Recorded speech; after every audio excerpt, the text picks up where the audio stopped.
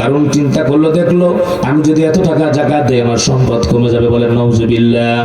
কারণ তো জানেন আল্লাহ তাআলা বলেছেন ইয়ামহাকুল্লাহুর রিবা ওয়া ইউরবিস সাদাকাত। আল্লাহ রাব্বুল আলামিন সুদকে ধ্বংস করে দেয়, সাদাকাকে আল্লাহ তাআলা বাড়ায় দেন।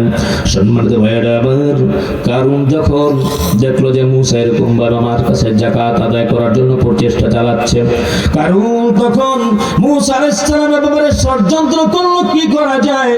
বাজারের এক কোয়ার্টারের এক মহিলা তাকে বিভিন্ন রকমের তাকে ধন সম্পদ দেওয়ার জন্য তাকে এরকম ভাবে প্রলুব্ধ করলো, ধন সম্পদ দিবে, তাকে এরকম ভাবে ঘর বাড়ির ব্যবস্থা করে দিবে। তাকে বললো মুসা আলাইহিস সালাম এই ব্যাপারে তহমত লাগানোর জন্য। যখন মুসা আলাইহিস সালাম বাইরে বেরোচ্ছেন, কারণ বলতেছে মুসা যদি কেউ ব্যভিচার করে তার শাস্তি কি? বলে তাকে হত্যা করে দাও, ওর সঙ্গে সার করে দাও। বলে তাই নাকি? বলে হ্যাঁ। মুসা যদি তুমি করো, বলে আমি যদি করি আমার একই শাস্তি একই কারণ। বলে তাই নাকি? সকল লোককে একত্রিত করে হযরত মুসা আলাইহিস সালামের ব্যাপারে বলল, ওই মেয়েটাকে ও মহিলা তুমি সকল লোকজনদের সামনে বলে দাও মুসার ব্যাপারে। বল মুসা তোমার সাথে কি করেছে? পয়গম্বরের চোখের দিকে যখন তাকাইলো, মিথ্যা কথা আর বলতে পারলো না। সাথে সাথে মেয়েটি বলল না আমার ব্যাপারে মিথ্যা প্রপাগান্ডা ছড়িয়েছে মূলত মুসা আলাইহিস সালাম নির্দোষ। বলেন সুবহানাল্লাহ। সেই এরকম ভাবে শত্রু এখনো আছে না নাই? চলে বলেন আছে না নাই? এখন এরকম ভাবে মেয়ে মানুষ দিয়া বিভিন্ন রকমের মিথ্যা অপবাদ দিয়া আলেম ওলামাকে ফাঁসানো হচ্ছে, কারাগারের ভিতরে ঢুকানো হচ্ছে। যারা বলেন ঠিক না বেঠিক?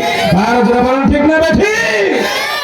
সম্মানিত ভাইয়েরা আমার, যখন এরকম ভাবে মিথ্যা অপবাদ যখন মুসাকে দিল, প্রমাণ হয়ে গেল মুসা নির্দোষ। হযরত মুসা আলাইহিস সালাম সিজদায় পড়ে বলল আল্লাহ তাআলা আমি এর বিচার চাই। বলে তাই নাকি? বলে হ্যাঁ। আল্লাহ তাআলা আমি বিচার চাই। আল্লাহ রাব্বুল আলামিন বললেন মাটিকে আমি হুকুম দিলাম, মাটি তুমি যা বলবে তাই শুনবে। মাটিকে এবার হুকুম দিল কারণকে ধর। কারণকে এবার মাটি এবার আঁকড়ে ধরলো। যখন কারণ আস্তে আস্তে করে মাটিতে গেড়ে যায়, বলে ও মুসা আমায় মাফ চাই, আমাকে মাফ করো। আবার বলে বেশি করে ধর। যখন কারণ আস্তে আস্তে মাটির ভিতরে গেড়ে গেল, আল্লাহ রাব্বুল আলামিন বললেন মুসা কারণ বারবার তোমার কাছে ক্ষমা চাইলো, তুমি মাফ করলা না। আমার কাছে যদি একবার বলতো আমি কারণকে ক্ষমা করে দিতাম। বলেন সুবহানাল্লাহ। আর জোরে বলেন না সুবহানাল্লাহ। এর জন্য সম্মানিত ভাইয়েরা আমার, আল্লাহ রাব্বুল আলামিন তাকে ভয় করতে হবে। ইয়া আইয়ুহাল্লাযীনা আমানুত্তাকুল্লাহ। এরপর আল্লাহ তাআলা বললেন ওয়াকুলু কাওলান সাদীদা। আল্লাহ রাব্বুল আলামিন বললেন ও যুবকেরা, আজকে যুবকদের উদ্যোগে মাহফিল। অনেক যুবক তাদের মুখের ভাষা ভালো না, মিথ্যা কথা বলে, অসত্য কথা বলে। যারা বলেন না ঠিক না বেঠিক? গালাগালি আর বকাবকি। অথচ আল্লাহ তাআলা বলছেন ওয়াকুলু কাওলান সাদীদা, তোমরা সরল সঠিক কথা বলো।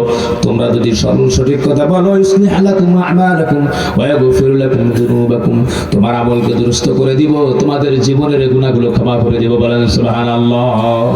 সম্মানিত ভাইরা আমার, মুখের আচরণ ব্যবহার ভালো করতে হবে, জবানের হেফাজত করতে হবে। নবী করিম সাল্লাল্লাহু আলাইহি ওয়াসাল্লাম এক সাহাবী জিজ্ঞেস করলেন ইয়া রাসূলুল্লাহ মান নাজাত, what is the way to salvation? ইয়া রাসূলুল্লাহ মুক্তি পাওয়ার পথ কি?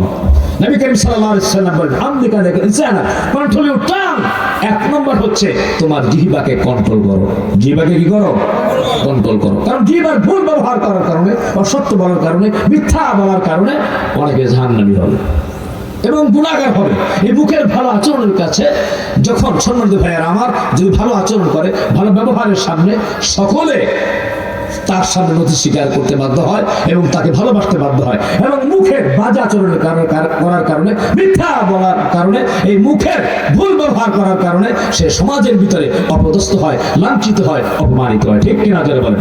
এর জন্য আজকে এই মাহফিল থেকে একটা আমল নিয়ে যাব, মুখের জবানকে হেফাজত করব, অর্থাৎ এই মুখটাকে কন্ট্রোল করব এবং ভালো ব্যবহার করার চেষ্টা করব ইনশাআল্লাহ। নবী করিম সাল্লাল্লাহু আলাইহি ওয়াসাল্লাম শিক্ষা দিচ্ছেন। সম্মানিত ভাইয়েরা আমার, প্রিয় হাজিরিন, আল্লাহ নবী মানুষদের কাছে কেমন ভালো ব্যবহার করতেন। যায়েদ ইবনে সুনা নামে একজন, সম্মানিত ভাইয়েরা আমার, প্রিয় হাজিরিন, একজন ইহুদি নবী করিম সাল্লাল্লাহু আলাইহি ওয়াসাল্লাম তার কাছে একটা চুক্তি করলেন। চুক্তি হলো নবী করিম সাল্লাল্লাহু আলাইহি ওয়াসাল্লাম তার থেকে এরকম ভাবে কিছু গম নিলেন। গম নেওয়ার পরে বললেন, এটা মোটামুটি 6 মাস পরে তোমাকে দেওয়া হবে, এতটা বাড়ায় দেওয়া হবে। কিন্তু যায়েদ ইবনে সুনাম এই ইহুদি একদিন পরে এসে নবী করিম সাল্লাল্লাহু আলাইহি ওয়াসাল্লামের কাছে এসে তার সাথে খারাপ ব্যবহার করা শুরু করলো। জোরে বলেন নাউজুবিল্লাহ। হে মিয়া, তোমাদের মন মানসিকতা ভালো না? তোমরা আমি টাকা পয়সা নিলে দিতে চাও না? হযরত ওমর ফারুক রাদিয়াল্লাহু তাআলা আনহু সামনে ছিলেন। যায়েদ ইবনে সুনাম যখন এই খারাপ ব্যবহার যখন করলো, নবী করিম সাল্লাল্লাহু আলাইহি ওয়াসাল্লাম বললেন, আজকে তো দেওয়ার কথা না, এখন তো তুমি আমার কাছে চাইতেছো, আমার কাছে তো কিছুই নাই, আমি কি দেব? এই মিয়া, তোমরা ওয়াদা ঠিক রাখো না মিয়া। আবার আরেকদিন পরে আবার আসছে, আয়েশা আবার নবী করিম সাল্লাল্লাহু আলাইহি ওয়াসাল্লামকে একই কথা বলতেছে। নবী করিম সাল্লাল্লাহু আলাইহি ওয়াসাল্লাম বললেন, আমার কাছে নাই, নাই কোথা থেকে দিব? হযরত ওমর ফারুক রাদিয়াল্লাহু তাআলা আনহু বললেন, ইয়া রাসূলুল্লাহ, তরবারিটা এরকম ভাবে কোষ মুক্ত করলো রাসূলুল্লাহ, আপনি বলেন তার শরীর থেকে তার গর্দানটাকে আলাদা করে দেই। নবী করিম সাল্লাল্লাহু আলাইহি ওয়াসাল্লাম খুবই রাগ করলেন, চক্ষু মোটা করলেন। হে ওমর, কি বলো তুমি? সে তো এরকম ভাবে পাওনাদার, সে বলেছে, তুমি কি বলো? ইয়া রাসূলুল্লাহ, আমার ভুল হয়ে গেছে, বলেন কি করব? সে যতগুলো গম পাবে তার থেকে আরো বাড়ায়া দাও, যা কিছু পাবে তার থেকে বেশি বেশি করে বাড়ায়া দাও, কিছু কিছু খেজুর দিয়া দিও। হযরত ওমর ফারুক রাদিয়াল্লাহু তাআলা আনহু যখন যায়েদ ইবনে সুনাকে যখন সামনে নিল সব কিছু দেওয়ার জন্য বাড়ায়া দিলেন, যায়েদ ইবনে সুনাকে বলল, যায়েদ ইবনে সুনা, কেন তুমি নবী সাল্লাল্লাহু আলাইহি ওয়াসাল্লাম খারাপ ব্যবহার করেছো? তুমি তো জানো এরকম ভাবে তোমার তো এখন এত তাড়াতাড়ি তো দেওয়ার ডেট না, আরো 6 মাস সময় ছিল। যায়েদ ইবনে সুনা বলতেছে, হে ওমর, আমি জানি, কিন্তু তাওরাতে পেয়েছি নবী করিম সাল্লাল্লাহু আলাইহি ওয়াসাল্লামের একটা গুণ হবে, তিনি ধৈর্যশীল হবে, তিনি খারাপ ব্যবহার করবেন না। তাই আমি তাকে পরীক্ষা করেছি, কয়েকটা পরীক্ষা আমি পেয়েছি যে নবী করিম সাল্লাল্লাহু আলাইহি ওয়াসাল্লাম নবী। আমি যখন এই মনে মুগ্ধকর আচরণ পেলাম, ভালো ব্যবহার পেলাম, আমি বুঝতে পেরেছি আল্লাহর নবী ছাড়া এত সুন্দর ব্যবহার কারও হতে পারে না। যায়েদ ইবনে সুনা কালেমা পড়ে মুসলমান হয়ে গিয়েছে। যারা বলেন সুবহানাল্লাহ, আর যারা বলেন সুবহানাল্লাহ। সম্মানিত ভাইয়েরা আমার, প্রিয় হাজিরিন, জবানকে হেফাজত করতে হবে। নবী করিম সাল্লাল্লাহু আলাইহি ওয়াসাল্লাম এত সুন্দর আচরণ করেছেন। বদরের যুদ্ধের সময় ভাইয়েরা আমার গ্রেফতার হয়ে গেল আকিল, নওফেল এবং আব্দুল্লাহ ইবনে জামা, হযরত আব্বাস রাদিয়াল্লাহু তাআলা আনহু গ্রেফতার হয়ে গেল। এইবার নবী করিম সাল্লাল্লাহু আলাইহি ওয়াসাল্লামের ভিতরে শান্তি নাই। নবী করিম সাল্লাল্লাহু আলাইহি ওয়াসাল্লাম শুধু পায়চারি করতেছে, এদিকে যায় এদিকে যায়।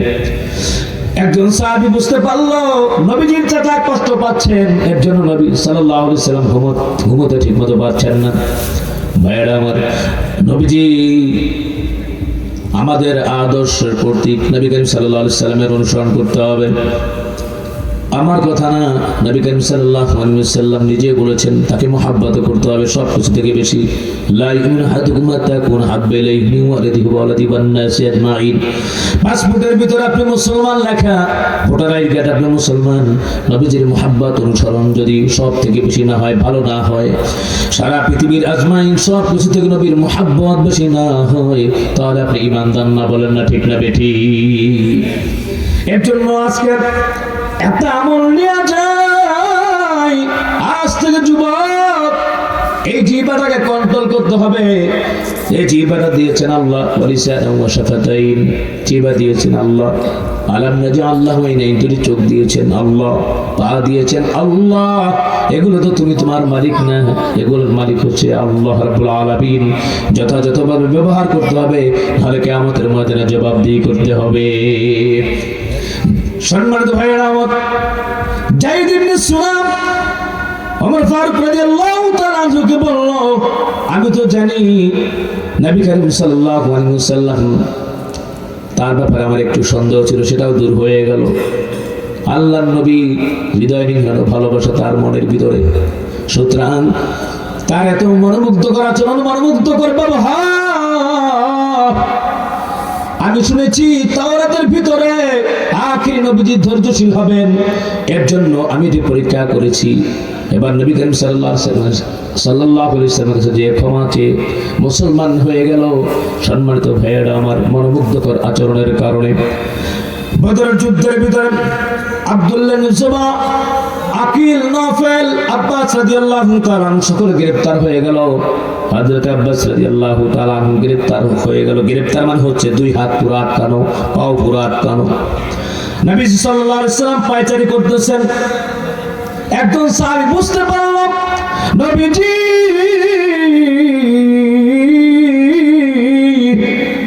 তিনি এরকম ভাবে খুবই কষ্ট পাচ্ছেন। একজন সাহাবী এসে হাত একটু ঢিল করে দিলেন, পা একটু ঢিল করে দিলেন। আব্বাস রাদিয়াল্লাহু তাআলা আনহু তিনি ঘুমিয়ে পড়লেন, আর কোনো কষ্ট লাগলো না। নবী জিজ্ঞেস করলেন, আমার চাচা আর শব্দ করেছে, এখন কোনো করে না?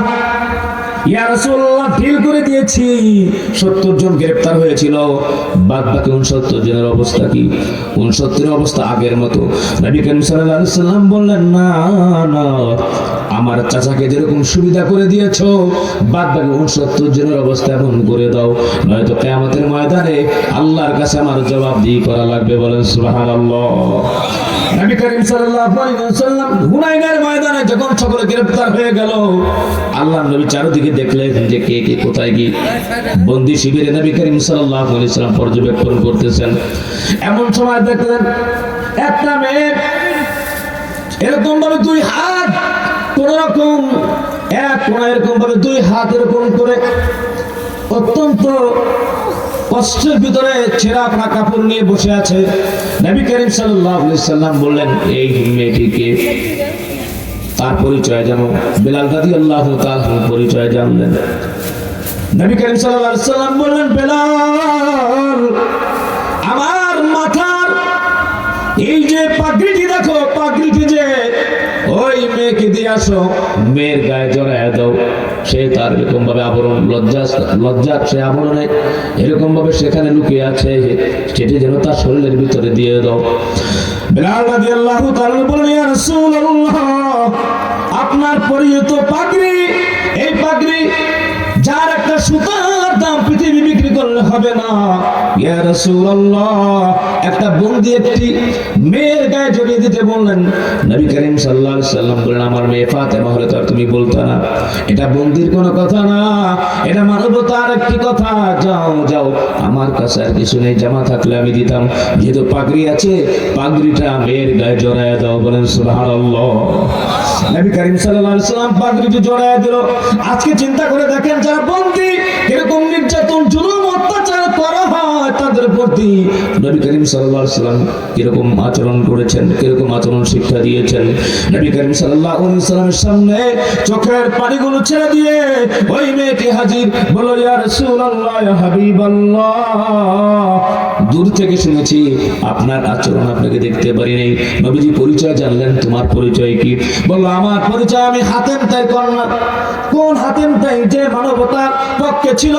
বলে, হ্যাঁ, দাস্তানে হাতেম তাই, আমি তার কন্যা। বলে, তাই নাকি? তোমার বাবা যখন মানবতাবাদী ছিল, এই মানবতাবাদী যে তোমার বাবার উসিলায় তোমাকে ক্ষমা করে দিলাম, আজাদ করে দিলাম। বলেন সুবহানাল্লাহ। মেয়েটি বলল, ইয়া রাসূলুল্লাহ, যদি আমাকে আজাদ করে দেওয়া হয়, আমার এখানে মা আছে, আমার এখানে ফুফু আছে, অনেকেই আছে। নবী করিম সাল্লাল্লাহু আলাইহি ওয়াসাল্লাম বললেন, যাও, আজকে হাতেম তার উসিলায়, সে যে মানবতাবাদী ছিল, এর জন্য তার জন্য আজকে তোমার আত্মীয় স্বজন যা আছে সকলকে আমি ক্ষমা করে দিলাম। বলেন না সুবহানাল্লাহ। এর জন্য সম্মানিত ভাইয়েরা আমার, মুখের আচরণ, মুখের ব্যবহার অন্তত ভালো হতে হবে। নবী করিম সাল্লাল্লাহু আলাইহি ওয়াসাল্লাম যে উপহার দিয়ে গিয়েছেন। সম্মানিত ভাইয়েরা আমার, আমরা হযরত আলী রাদিয়াল্লাহু তাআলা আনহুকে জানি, যুদ্ধ করতেছে। যুদ্ধের সময়ে হযরত আলী রাদিয়াল্লাহু তাআলা আনহু কাফেরের তরবারিটি বিখণ্ডিত করে ফেললো। এইবার কাফেরের বুকে চড়ে বসলো, তাকে হত্যা করবে। কাফের এই মুহূর্তে হযরত আলী রাদিয়াল্লাহু তাআলা আনহু মুখের ভিতরে থুতু মেরে দিল। থুতু যখন মারলো, তখন আলী রাদিয়াল্লাহু তাআলা খুব জিদ হয়েছিল তাকে, তারপর তাকে ছেড়ে দিল, যাও। এইবার কাফের জিজ্ঞেস করলো, কেন আমাকে ছেড়ে দিলা, কারণ কি? বলে, ছাড়লাম এর জন্য তুমি তো আমার শত্রু না, দ্বীনের শত্রু, কোরআনের শত্রু, ইসলামের শত্রু। এর জন্য ব্যক্তিগতভাবে আমার এক আক্রোশ আসছিল, যদি আমি তোমাকে হত্যা করতাম কিয়ামতের ময়দানে আল্লাহ সুবহানাহু ওয়া তাআলার কাছে আমার জবাবদিহি করা লাগতো। তাই যাও, আমার আক্রোশ এসেছে, এর জন্য আমি আজকে তোমাকে ছেড়ে দিলাম। কি সুন্দর ইসলামের এই আচরণ দেখে ওই কাফের মুসলমান হয়ে গেল, বলেন সুবহানাল্লাহ। আর আমরা মুসলমান, আমাদের আচরণ দেখে অনেক কাফের বেঈমান যারা আছে তারা আজকে হাসে, বিদ্রুপ করে, ঠাট্টা করে যে এরা নাকি মুসলমান। মুসলমানের আচরণ এমন হতে পারে না। সম্মানিত ভাইয়েরা, আমার প্রিয় হাজিরিন, সেই দয়ার নবী, মায়ার নবী, রাহমাতুল লিল আলামিন। সম্মানিত ভাইয়েরা আমার, এই যে মেরাজের বছরটি অত্যন্ত খুবই দুঃখের বছর, আমল হুজুন বলা হয়। নবী করিম সাল্লাল্লাহু আলাইহি ওয়াসাল্লাম বড় একা হয়ে গেলেন। নবী করিম সাল্লাল্লাহু আলাইহি ওয়াসাল্লাম, সম্মানিত ভাইয়েরা আমার, ছোটবেলায় তার মায়ের পেটে থাকতেই তার পিতাকে হারাইল। আর মা 6 বছর দুনিয়া থেকে বিদায় হয়ে গেল। আব্দুল মুত্তালিব দুনিয়া থেকে বিদায় হয়ে গেছে। আবু তালেব বিদায় হয়ে গেল। একমাত্র সাথী খাদিজাতুল কুবরা রাদিয়াল্লাহু তাআলা আনহা সে বিদায় হয়ে গেল। নবীজি বড় একা। কাফের বেঈমান জুলুমদের, তাদের এরকম ভাবে জুলুম অত্যাচার বাড়তে শুরু করলো। নবী করিম সাল্লাল্লাহু আলাইহি ওয়াসাল্লামকে বিভিন্ন অত্যাচার জুলুম করা হলো। নবী করিম সাল্লাল্লাহু আলাইহি ওয়াসাল্লাম কালেমা নিয়ে তায়েফে গেলেন, সেখানেও তাকে বৃষ্টির মতো পাথর বর্ষণ করলো। প্রিয় হাজিরিন, নবী করিম সাল্লাল্লাহু আলাইহি ওয়াসাল্লাম সান্ত্বনা দেওয়ার জন্য আল্লাহ রাব্বুল আলামিন হযরত জিবরাইল আলাইহিস সালাম চৌগুরতে ফেরেশতা পাঠিয়ে দিলেন। নবী করিম সাল্লাল্লাহু আলাইহি ওয়াসাল্লাম প্রসিদ্ধ যে ঘটনাটি রয়েছে তা হচ্ছে তিনি উম্মে হানির ঘরে ঘুমন্ত অবস্থায় ছিলেন। এমত অবস্থায় হযরত জিবরাইল এসে নবী করিম সাল্লাল্লাহু আলাইহি ওয়াসাল্লামকে তাকে চিৎ করে কোনভাবে শোয়ানো হলো। শোয়া তার ওপেন হার্ট সার্জারি হলো। সম্মানিত ভাইয়েরা আমার, তার বুকটাকে ফেরে কলবটাকে বের করে দিয়ে স্বর্ণের তস্তরিতে ধৌত করে আবার সেখানে ফিট করে দেওয়া হলো। নবী করিম সাল্লাল্লাহু আলাইহি ওয়াসাল্লামকে বলা হলো, আল্লাহ সুবহানাহু ওয়া তাআলা আপনার সাক্ষাতের অপেক্ষায়। বুরাক আনা হলো। বুরাক আমাদের বাংলাদেশের ভিতরে এক সময় এই যে বুরাকের একটা ডিজাইন তারা নিজেরা করছে, নাউজুবিল্লাহ মিন যালিক, যে দুইটা এরকম ভাবে পাখা দিয়েছে, মেয়ের মতো একটা চেহারা, এরপরে আবার লম্বা চুল, নাউজুবিল্লাহ মিন যালিক। ঘোড়াটি যেটি রয়েছে, আপনার বোরাক যেটি রয়েছে, এটি হাদিসের ভাষায় হচ্ছে যে আপনার গাধা থেকে একটু বড়, খচ্চরের থেকে একটু ছোট, এবং এই এত গতি ছিল এটি, এই বোরাকের যে বিদ্যুৎ গতি সম্পন্ন, যে চোখে যেদিকে তাকাতো ঠিক এই ঘোড়াটি সেখানেই যাইতো, এই খচ্চরটি সেখানেই যাইতো। বলে না সুবহানাল্লাহ। তো নবী করিম সাল্লাল্লাহু আলাইহি ওয়াসাল্লাম সেখান থেকে যখন জিবরাইল আসলো, জিবরাইল এসে নবী করিম সাল্লাল্লাহু আলাইহি ওয়াসাল্লাম নিলেন। প্রথম ইয়াসরিবে গেলেন। ইয়াসরিবে যেয়ে বলেন, যেটা ইয়াসরিব, এখানে আপনি খেজুর বৃক্ষ অনেকগুলো রয়েছে, 2 রাকাত নামাজ পড়েন। নবী করিম সাল্লাল্লাহু আলাইহি ওয়াসাল্লাম 2 রাকাত নামাজ পড়লেন। এরপর বলেন বাইতুল হাম, এখানে 2 রাকাত নামাজ পড়েন। আবার 2 রাকাত সেখানে নামাজ পড়লো। নবী করিম সাল্লাল্লাহু আলাইহি ওয়াসাল্লাম বলেন তুরে সিনা, এখানে 2 রাকাত নামাজ পড়েন। নবীজি সাল্লাল্লাহু আলাইহি ওয়াসাল্লাম 2 রাকাত নামাজ পড়লেন। এরপর নবী করিম সাল্লাল্লাহু আলাইহি ওয়াসাল্লাম সম্মানিত ভাইয়েরা আমার শেষে বাইতুল মুকাদ্দাস সেখানে গেলেন। নবী করিম সাল্লাল্লাহু আলাইহি ওয়াসাল্লাম যাওয়ার পূর্বে তিনি হুর দেখতে চাইলেন। আল্লাহ রাব্বুল আলামিন এই যে জান্নাতি হুর যেগুলো রয়েছে এগুলোর সাথে আল্লাহ রাব্বুল আলামিন সাক্ষাৎ করায় দিলেন। বলে সুবহানাল্লাহ। নবী করিম সাল্লাল্লাহু আলাইহি ওয়াসাল্লাম সেখান থেকে আস্তে আস্তে করে সেখান থেকে পুরো এই পৃথিবীর ভিতরে যত পয়গম্বর ছিল, যত নবী ছিল, নবী করিম সাল্লাল্লাহু আলাইহি ওয়াসাল্লাম থেকে সারিবদ্ধভাবে তারা এরকম ভাবে দাঁড়িয়ে রয়েছে। তো ইমাম কে হবে? জিবরাইল আলাইহিস সালাম আমার নবীকে সামনে হাত দিয়ে সামনে এনে দিলেন, ইয়া রাসূলুল্লাহ আপনি আজকে নামাজ পড়াবেন। নবী করিম সাল্লাল্লাহু আলাইহি ওয়াসাল্লাম বললেন, একজন আযান দিয়েছেন, এরপরে আমি নামাজ পড়ালাম। বলেন সুবহানাল্লাহ। আমার ইমামতিতে পৃথিবীর ভিতরে যত পয়গম্বর আছে, রাসূলরা ছিল, তারা নামাজ আদায় করেছে। বলেন সুবহানাল্লাহ। এরপরে নবী করিম সাল্লাল্লাহু আলাইহি ওয়াসাল্লাম সেখানে এরপরে আরো ভিতরে অনেকগুলি ঘটনা রয়েছে। মেরাজের ঘটনাগুলি উপস্থাপন করতে গেলে আস্তে আস্তে সময় লাগবে। সম্মানিত ভাইয়েরা আমার, এরপরে নবী করিম সাল্লাল্লাহু আলাইহি ওয়াসাল্লাম আর ঘটনা অবলোকন করিয়ে আল্লাহ তাআলা বলেন সুবহানাল্লাযী আসরা বিআবদিহি লাইলান মিনাল মাসজিদিল হারাম ইলাল মাসজিদিল আকসা আল্লাযী বারাকনা হাওলাহু লিনুরিয়াহু মিন আয়াতিনা ইন্নাহু হুয়াস সামিউল বাসীর। আল্লাহ রাব্বুল আলামিন বললেন, পবিত্র সেই সত্তা যিনি বাইতুল মুকাদ্দাস থেকে এরকম ভাবে মক্কা মসজিদুল হারাম পর্যন্ত, এরপরে আল্লাহ রাব্বুল আলামিন আপনার সেই সিদরাতুল মুনতাহা পর্যন্ত আল্লাহ সুবহানাহু ওয়া তাআলার আশেপাশে যত আশ্চর্যজনক আছে জান্নাত জাহান্নাম, আল্লাহ রাব্বুল আলামিন নবী করিম সাল্লাল্লাহু আলাইহি ওয়াসাল্লামকে দেখালেন, অবলোকন করালেন। বলেন না সুবহানাল্লাহ। সম্মানিত ভাইয়েরা আমার, এই ঘটনা নবী করিম সাল্লাল্লাহু আলাইহি ওয়াসাল্লাম উপস্থাপন করলেন। এরপরে হযরত আবু বকর সিদ্দিক আকবর রাদিয়াল্লাহু তাআলা আনহু তিনিও ওই রাতে খোঁজ করলেন, নবীজিকে পেলেন না। আবু জাহেল সামনাসামনি হাজির। আবু জাহেল এমনি নবী করিম সাল্লাল্লাহু আলাইহি ওয়াসাল্লামকে তো দেখতে পেত না। দেখতে পারতো কি? যেরকম আবু জাহেল দেখতে পারতো নবীকে না। তো আবু জাহেল যখন নবীজির সামনে, নবী করিম সাল্লাল্লাহু আলাইহি ওয়াসাল্লাম আবু জাহেলকে বলল, পুরো মেরাজের ঘটনা যদি উপস্থাপন করলো, তখন উপস্থাপন করার পরে আবু জাহেল মিট মিট করে হাসতেছে, বিদ্রোহের হাসি হাসতেছে। আল্লাহ তাআলা বলছেন, ইন্নাল্লাযীনা আজরামু কানু আমানু মিনাল্লাযীনা ইয়াদহাকুন ওয়া ইযা মাররু বিহিম ইয়াতাগাবাজুন ওয়া ইযা ক্বালাবু ইলা আহলিহিম ক্বালাবু ফাকিহিন। আল্লাহ রাব্বুল আলামিন বললেন, মুজরিমরা, পাপীরা যখন মুমিনদের কাছ থেকে যাইতো, তখন তারা এরকম ভাবে বিদ্রোহের হাসি হাসতো। বলে নাউজুবিল্লাহ।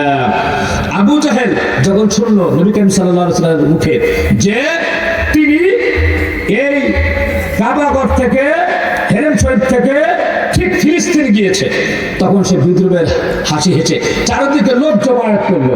চারদিকে লোক জমায়েত করে এরপর বলতেছে, শোনো, মুহাম্মদ যে পাগল, এতদিন তো তোমরা বিশ্বাস করবে না, এখন বিশ্বাস করো। দেখো, সে বলতেছে যেই জায়গায় যাইতে, হেরেম শরীফ থেকে মসজিদুল হারাম থেকে ফিলিস্তিন যাইতে 80 রাত লাগে। কয় রাত? জোরে বলে না, কয় রাত? 80 রাত কেন বলা হয়েছে? কারণ মরুভূমির ময়দান, এগুলো রাত্রে ছাড়া দিনে চলা যায় না। দিনে প্রচন্ড গরম থাকে, আমার মতো যেরকম আগুন, এরকম আগুন থাকে, তপ্ত বালু, বালুর ভিতরে হাঁটা যায় না। কমপক্ষে 80 রাত লাগে। আর সে নাকি আজকে এসার পরের থেকে এরকম ভাবে, হ্যাঁ তোমরা বলো, লোকজন যারা আছে তাদেরকে বলে তোমরা বলো, সে নাকি এরকম ভাবে আজকে রাতে যাইয়া এক রাতে বলে কাম সেরে ফেলাইছে। বলেন নাউজুবিল্লাহ। তো যাই হোক, এখন সিদ্দিক আকবর রাদিয়াল্লাহু তাআলা আনহু ডাক দিয়েছে। আবু বকর সিদ্দিককে বলছে, আবু বকর এদিকে আসো, আবু বকরকে খবর দাও। আবু বকর খবর দিছে। খবর দেওয়ার পরে আবু বকর সিদ্দিক আকবর রাদিয়াল্লাহু তাআলা নবীজিকে বললেন, ইয়া রাসূলুল্লাহ, গতকালকে আপনাকে খুঁজছি, এসার পর থেকে সারা কোথায় ছিলেন, আমি খুব চিন্তিত ছিলাম। এখন আবু জাহেল তো মনের ভিতরে একটা কামড় মারছে। বলে কি? সে বলে পায় নাই, আর মুহাম্মদ কয় সে গেছে। তাহলে কি বলতেছে এটা? থাক দিয়া চিকন বুদ্ধিওয়ালা কিছু লোকজন হয় না, এরকম ভাবে বিয়ে বাড়িতে দেখবেন কিছু লোকজন আছে এরকম ভাবে, ওই যে এক জায়গায় এক ছেলে মেয়ে দেখতে গেছে, তো মেয়ে পক্ষ মোটামুটি দিনদার ফ্যামিলি আর কি। ছেলেকে জিজ্ঞেস করছে, আচ্ছা আপনি নামাজ পড়েন? হ্যাঁ পড়ি, অবশ্যই পড়ি। তো ফজরের কয় রাকাত নামাজ? তো এখন যখন বলতেছে, তখন বুড়ো মানুষ কিছু আছে ক্যাবনা টাইপের, কিছু আছে সালাদ টাইপের লগে লাগে। এখন পোলায় নামাজ তো জীবনে পড়ে না, পশ্চিম দিকে আসার খানে বলবে কি? এখন ওই বুড়োর দিকে তাকাইছে, মুরব্বী যখন তাকাইছে, মুরব্বী বলতেছে, বুঝতে পারছে তো জানে না, মুরব্বী বলতেছে, আরে ফজরের নামাজ যে চাইলে আমার কাছে কষ্ট কি লেগা, যারা জিজ্ঞেস কারোর কাছে কষ্ট না, আর যারা জিজ্ঞেস আমার কাছে আমার কাছে কষ্ট, মানে মুরব্বীরা কয়ে দিছি আর এরকম কিছু চালা ট্যাবনা টাইপের মুরব্বী আছে। এই ট্যাবনা টাইপের মুরব্বী, একজন মুরব্বী হন বলতেছে আবু বকরদের সামনে, আচ্ছা বুঝলাম, আবু বকর বলছে যে হে পায় না, আর তুমি বলতেছো যে মুহাম্মদ বলতেছে যে সে মোটামুটি এখান থেকে ফিলিস্তিনে যাইয়া এরপরে সে সিদরাতুল মুনতাহা পার হয়ে আল্লাহর সাথে দেখা করে সাক্ষাৎ করা, হ্যাঁ তোফা নামাজ নিয়ে আসছে, বুঝলাম। আবু বকর তুমি কি কও? বলে মুহাম্মদুর রাসূলুল্লাহ সাল্লাল্লাহু আলাইহি সাল্লাম যদি বলে থাকে সত্য কথা বলছে। বল সুবহানাল্লাহ। সম্মানিত ভাইয়েরা আমার, তো আর আবু বকর সিদ্দিক রাদিয়াল্লাহু তাআলা মুখের কথা বলতে পারলো না। বলে তাই নাকি? না একটা এরকম আছে, এরকম ভাবে কাফের বেঈমান গুলাগাতা যেটা বলতেছে বুঝলাম, গেছে যখন এটা তুমি বলতেছো, আচ্ছা ঠিক আছে বলো তো দেখি বাইতুল মুকাদ্দাসের দরজা জানালা কয়টা? এবং চিন্তা করে দেখেন, আমি আপনাদের এখানে আসছি, এখন আমাকে যদি জিজ্ঞেস করেন যে হুজুর খুঁড়ি কয়টা পুরো প্যান্ডেল, আমি বলতে পারবো? জোরে বলতে পারবো? আরে আমি কি এখানে প্যান্ডেলের এই খুঁড়ি করার জন্য আসছি নাকি? সম্মানিত ভাইয়েরা আমার, নবী করিম সাল্লাল্লাহু আলাইহি সাল্লাম বললেন, আমি বড় পেরেশানির ভিতরে পড়লাম। আমি যখন পেরেশানির ভিতরে পড়লাম, পেরেশানি আমার অন্তরের ভিতরে والذين جاهدوا فينا لنهدينهم سبلنا وإن الله لمع المحسنين বলেন সুবহানাল্লাহ। বান্দা যখন মুজাহিদা করে আল্লাহ রাব্বুল আলামিন তার পথকে প্রসারিত করে দেন। আমি খুব এরকম ভাবে চিন্তা মগ্ন হলাম, আমি দেখলাম ফাজাল্লাল্লাহু লি বাইতুল মুকাদ্দাস ফাতাবিখতু আখবিরহু মান আয়াতিহি ওয়া আনা আনজুরু। মুসলিম শরীফের হাদিস, নবী করিম সাল্লাল্লাহু আলাইহি ওয়াসাল্লাম বলেন, আমি দেখলাম জিবরাইল পুরো বাইতুল মুকাদ্দাসটা আমার সামনে ধরে রাখলো। আমি বাইতুল মুকাদ্দাসটা দেখে দেখে আমি কয়টা দরজা কয়টা জানালা কাফের বেঈমানদের সামনে বলে দিলাম। বলেন সুবহানাল্লাহ।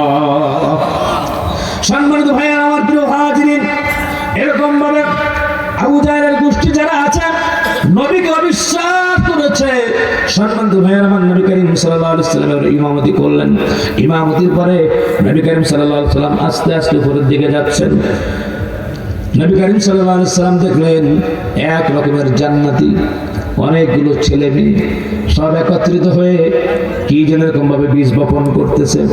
বীজ বপন করার পরে আবার সেখানে দেখতেছে আশ্চর্যজনক ঘটনা যে বীজ বপন করতে দেরি, আর এক জায়গায় ফসল হতে দেরি নেই। ফসল হতে দেরি, নিজে নিজে কর্তৃত হয়ে স্তূপে জমা হচ্ছে পাহাড় সমপরিমাণ। বলে সুবহানাল্লাহ। নবী করিম সাল্লাল্লাহু আলাইহি ওয়াসাল্লাম জিজ্ঞেস করলেন, ও জিবরাইল, এরা কারা? এই দৃশ্যের মানেটা কি? জিবরাইল আলাইহিস সালাম বললেন, আপনার উম্মতের মধ্যে যারা দিনের কাজগুলি করবে, যারা ভালো কাজগুলি করবে, সেই ভালো কাজগুলি বদলাগুলি আল্লাহ রাব্বুল আলামিন এমনি এমনিভাবে দিচ্ছেন। বলে সুবহানাল্লাহ। ওয়া মা তুকদ্দিমু লিআনফুসিকুম মিন খায়রিন তাজিদুহু ইনদাল্লাহ। যত ভালো কিছু করো, ভালো কিছু আমল করো, আল্লাহর পক্ষ থেকে যা যা পুরস্কার দিবেন কে? আল্লাহ। নবী করিম সাল্লাল্লাহু আলাইহি ওয়াসাল্লাম আর একটু সামনে গেলেন। সামনে যেয়ে দেখলেন এক শ্রেণীর মানুষকে আল্লাহ রাব্বুল আলামিন এমন আযাবের ব্যবস্থা করতেছে যে আযাবটা এমন হচ্ছে, মাথার ভিতরে এত জোরে পাথর মারা হচ্ছে, পুরো মাথার একবার ভ্যানিশ হয়ে যাচ্ছে, আবার আগের মতো হচ্ছে। এরকম ভাবে তাদেরকে শাস্তি দেওয়া হচ্ছে। নবী করিম সাল্লাল্লাহু আলাইহি ওয়াসাল্লাম জিজ্ঞেস করেন, এরা কারা? আল্লাযীনা লা ইস্তাকবিরুনা আন ইবাদাতি সায়াদখুলুনা জাহান্নামা দাখিলিন। যারা অহংকার বশত ইবাদত করতো না, নামাজের ভিতরে যারা এরকম ভাবে উদাসীন ছিল, অনুষ্ঠান সর্বস্ব মানুষকে দেখানোর জন্য যারা নামাজ পড়েছে, তাদের অবস্থা আজকে এরকম। জোরে বলেন নাউযুবিল্লাহ। আল্লাহ রাব্বুল আলামিন এরপরে সম্মানিত ভাইয়ের আমার, নামাজের ব্যাপারটা দেখেন কিরকম ভাবে। এখন আজ থেকে আমরা সকলে আল্লাহ রাব্বুল আলামিনের কাছে এই মাহফিলে ওয়াদা করতে চাই, 5 ওয়াক্ত নামাজ আমরা সঠিকভাবে আদায় করতে হবে ইনশাআল্লাহ। যদি আমরা আদায় করবো তো ইনশাআল্লাহ আল্লাহ আমাদেরকে কবুল করেন। আমরা বলি আমিন। আমরা দেখুন, আমরা আখিরি জামানার নবীজির উম্মত। সম্মানিত ভাইয়ের আমার প্রিয় হাজিরিন, পর্দার আড়ালের মা ও বোনেরা, আমরা নিজেদের দান, নিজেদের ইজ্জত, নিজেদের সম্মান আমরা বুঝতে পারি না, অথচ আল্লাহ রাব্বুল আলামিন এই উম্মতে মুহাম্মাদীদেরকে কত বড় নিয়ামত দান করেছেন। নামাজ নামাজ তোহফা, যেটি আল্লাহ রাব্বুল আলামিন নিয়ে আসছেন। 5 ওয়াক্ত নামাজ যদি পড়তে পারি, আল্লাহ রাব্বুল আলামিন সালাতের বিনিময়ে, নামাজের বিনিময়ে এমন জান্নাত দিবেন, জান্নাতুন তাজরি মিন তাহতিহাল আনহার, তার তলদেশ থেকে ঝর্ণা দ্বারা প্রবাহিত হতে থাকবে। বলেন সুবহানাল্লাহ।